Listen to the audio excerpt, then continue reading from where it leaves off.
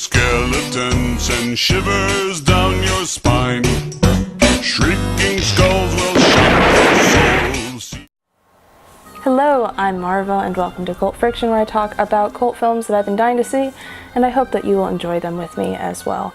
So this month is, of course, October. It's spooky time. We're all going to be watching horror films, but I have only recently gotten into horror films, and I, for most of my life, avoided them like the plague. I was just too spooked by their spookiness, and it took for a horror film aficionado to really get me into them. So I really overhyped the hell out of a lot of the horror films that I knew of, and they're really not as spooky as I thought they would be. It seems like horror film movie posters are always more scarier than the films themselves, but nevertheless I enjoyed them thoroughly, and I'm really glad I got to watch them because they are really quite the base, the sort of foundation of all horror films today. So the three films that I managed to see within the past couple weeks or so was Texas Chainsaw Massacre, The Exorcist, Jesus Christ, and last but not least, Nightmare on Elm Street 3 Dream Warriors. Texas Chainsaw Massacre, it was made on a shoestring budget. Either actors were hurt or in harm's way, and it wasn't as gory as I thought it was going to be. It wasn't bloody at all, but what I really enjoyed about it was the creepiness factor and the very kind of realistic factor of just this big oaf-like man beast chasing you with a chainsaw. It's clear as day how frightening that is, but most of the film is just, by the end of it, this girl being chased by Leatherface, and they spend a lot of time without soundtrack to back it up, of, you know, a big dude chasing a girl with a chainsaw.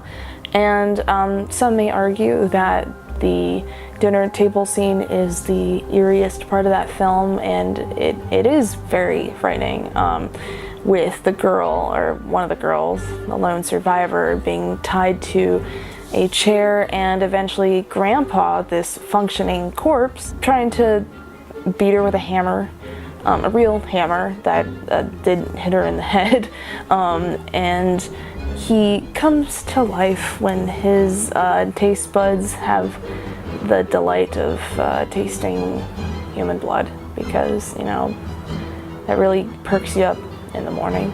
Luckily, she gets away and is again chased for a while, and at the very end she survives, and it's cool because I was always turned off by horror films that were just depressing, and they had this sense of all hope being lost, very, very dismal. But that could just be a sign of a not very good horror film, and some films do that, a very kind of distressing feeling, and, you know, everyone dies, that can happen, but it has to be well made, and you can't just pull that shit, you know, pull that rug from under us and mask it with jump scares and think that the audience really gives a shit about the people in the film. So it really depends. But I liked how this film had the lone survivor. It always feels like a cliffhanger, like some sort of shred of hope was preserved, but also, you know, it's supposed to be like this real life event that happened, and so I'm assuming, you know, the public knows about this incident now because of the survivor, who looks like she's just gone mad, and she's covered in blood and looks like hell. So yeah, I'm really glad I saw that. It really felt like the godfather of slasher films, and a lot of them being in the 80s and having their own 80s flair, but that kind of felt like the foundation for slasher flicks. So the second movie that we're going to be talking about is dubbed the scariest film of all time. It's The Exorcist. I was petrified to watch this movie. I didn't really want to, but I was like, okay, gotta get my balls in place and I'm gonna watch this fucking film. And I did, and I had to with like the support of family members and friends, but I managed to do it. And you see clips of films that, shows or movies use, and of course you always see Reagan's head turning around, or you might see the crab walk. That I think was added later. And you just see how fucked up she looks, but you don't really understand why that movie is so disturbing. Of course those elements are extremely disturbing and gross, but what freaked me out the most about The Exorcist was just the pace of it was so slow, and again, this lack of sound and score. It really immerses you into this environment. I really like when horror films do that. They kind of use silence as sort of it's quite an effective tool to make people feel very uncomfortable. So I didn't expect this film to be so slow, though I knew it was a long film. And I expected that the priest on the poster would be in the film much earlier than he is. He's like at the very end. So the whole time I'm waiting for this dude to show up and for shit to get going and being like, okay, this girl is possessed by a demon, let's get to it and get this shit on the road. But no, it's just test after test, and she is going to see a bunch of doctors, and these doctors are like, she has like a nerve issue, or she has this maybe developing mental illness, or she fucking has like ADHD or something, like whatever, we can fix it, we'll give her a spinal tap, or go through some scans, some brain scans. And it's like, no, she's a functioning, healthy girl that, at first starts saying some fucked up shit, talking about like getting her or something like that. The whole time that she's getting tested and going to see all these doctors, clearly her mother is distressed, and Reagan is just like, why the fuck am I like this? I hate all these mood swings, and I keep hearing this voice in my head. I hate it. And you're just like, God, somebody figure out that there's a demon in her. It's taking fucking forever. I want to just get to the meat of it. I want to get to the core. But they just fucking drag you along, and they're like, don't worry, it'll come up, but they're just gonna fucking put you through the ringer. And you kind of see glimpses of the demon, and you get to hear his voice, which is like some fucking hoarse 45-year-old guy who has clever one-liners somehow, but the ending is kind of where you're really disturbed by this demon and Reagan being possessed, because finally the fucking priest comes, and they're finally accepting the fact that this is like a non-human entity that has taken over this young girl.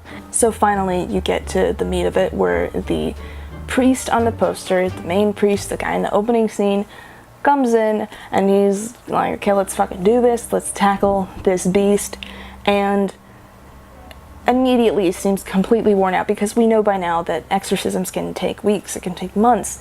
That's what he did before, and it exhausted him, and that's why he was so apprehensive to do another one. But this one's a bitch, and it's clear that it just within the first attempt, it drains them. And at one point they leave the room, and the younger priest, who has his own issues, is just like, I don't know if I can fucking do this, but then gets a pep in his step and is like, okay, I'm gonna fucking do this. I'm gonna get this demon outside of this girl and get this shit over with.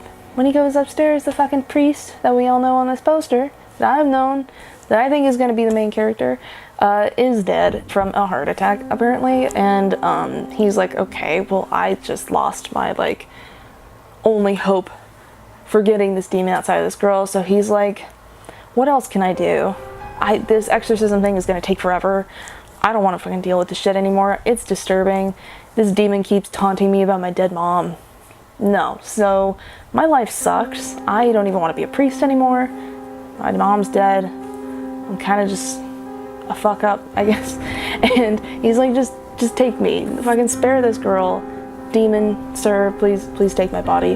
And so the demon's like, alright, cool, and invades this dude's body. That's kind of it. That's how that fucking exorcism goes. It's not necessarily proper, but he managed to get the demon outside of her body, and the mother and the daughter moved back to Hollywood because the mom's an actress. She was just in DC to film the movie. And yeah, you think the priest is dead. You might think the demon is gone or has gone back to hell or whatever, but apparently in the sequel, the guy is not dead, and he's like in a mental hospital and dealing with this demon, so that sucks. And I heard the sequels were shitty and had something to do with disco, but I don't even want to go there. And the third film that I watched for this Halloween was Nightmare on Elm Street 3, Dream Warriors, and I had seen the original Nightmare on Elm Street a long time ago with Johnny Depp. Well, not with him, but I mean, that'd be cool. Wouldn't mind it. Like, that'd be sweet. But I wanted to revisit the character of Freddy Krueger again. A few months ago, saw Freddy vs. Jason, which was a really strange and funny way to revisit Freddy Krueger. That movie is just fucking absurd. Kelly Rowland is in it somehow. It's just like, it's objectively a bad movie, but it has some very silly one-liners from Robert Englund, though of course he always has the best one-liners, but particularly there's one that I won't forget, and he's talking about Kelly Rowland and says, "Dark meat, how sweet," and it's just fucked up. But Dream Warriors, it's a great film. If you're a fan of that sort of fantasy-esque, practical effects, stop motion, claymation sort of vibe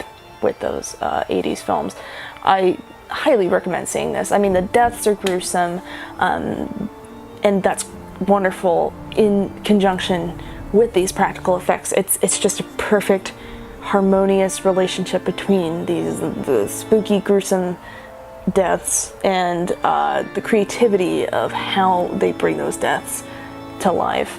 And it's just so fun to watch. There's a young Patricia Arquette in it, and I swear she doesn't sound or look any different, but she's great nonetheless, and she's probably the best actor out of the bunch. But a lot of funny, silly teen characters in this mental hospital who are all disturbed by Freddy Krueger from him being in their dreams at one point.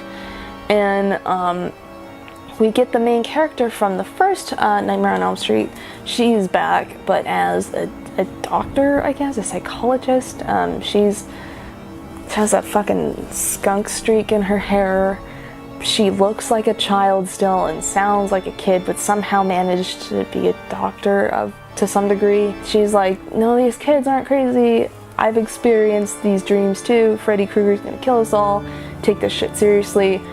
We should fight him," and essentially the Dream Warriors come to be. It's a fun flick, again, quotable as hell, like "Welcome to Primetime, bitch," which Freddy Krueger says as he shoves one of the teen patients in a TV in the rec room, I guess. It's just fun. The story's okay, but if you want to see some fun practical effects within a very 80s environment, very time-stamped, then I would totally recommend seeing this movie. It is scary. I mean, it's kind of gruesome, and you're like, oh damn. Like, there's one death scene where there's a girl who has a drug problem, or she's recovering drug addict.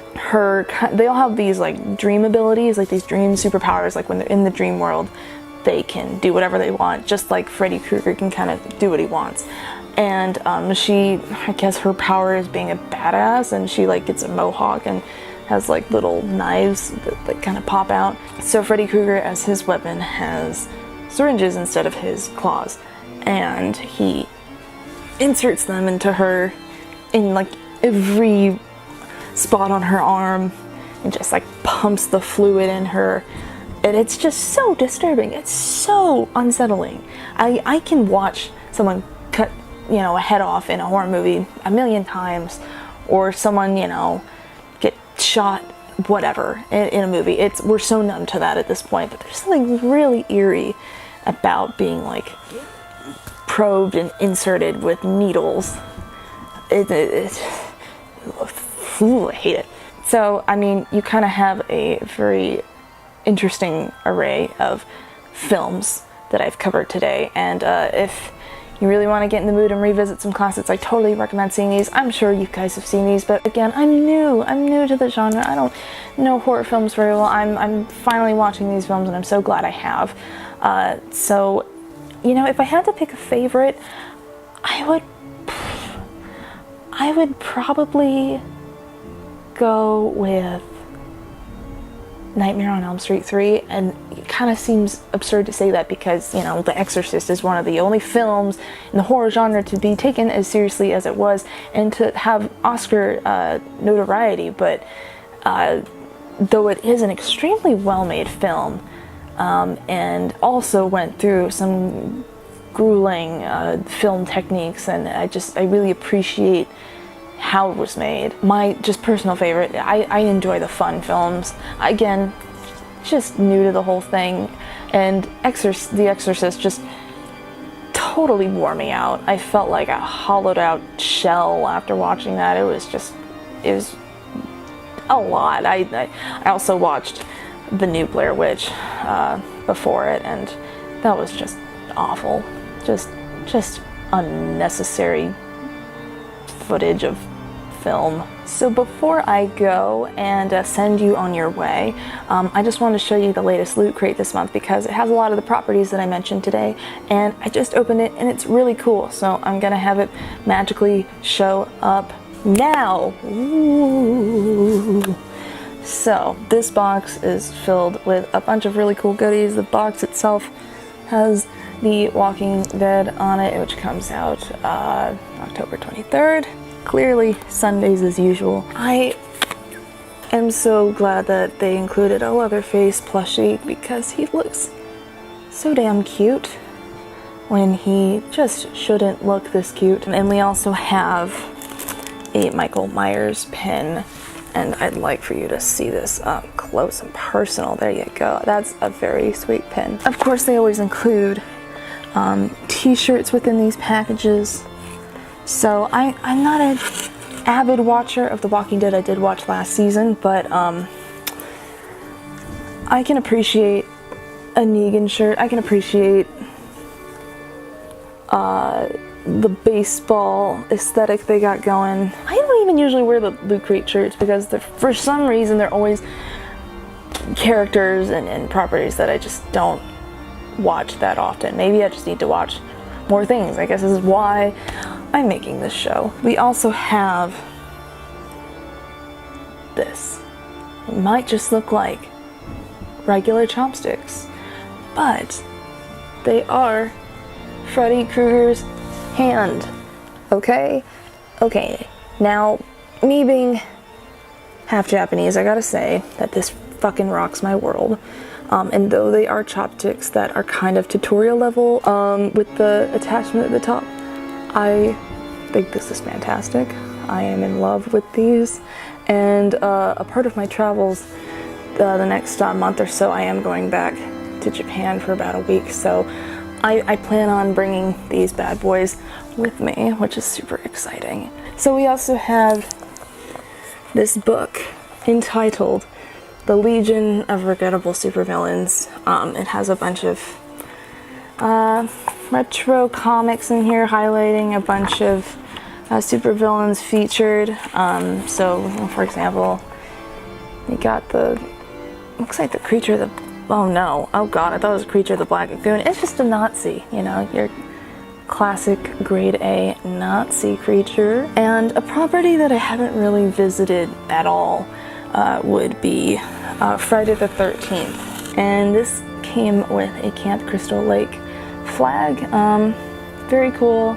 I can dig it, though I don't know the franchise too well. I've just heard that Jason of Friday the 13th is just not as interesting as other characters, so who knows. And to top it all off, I'm sure you can see it, this lovely cutout mask that is sure to scare the shit out of somebody, along with those damn clowns.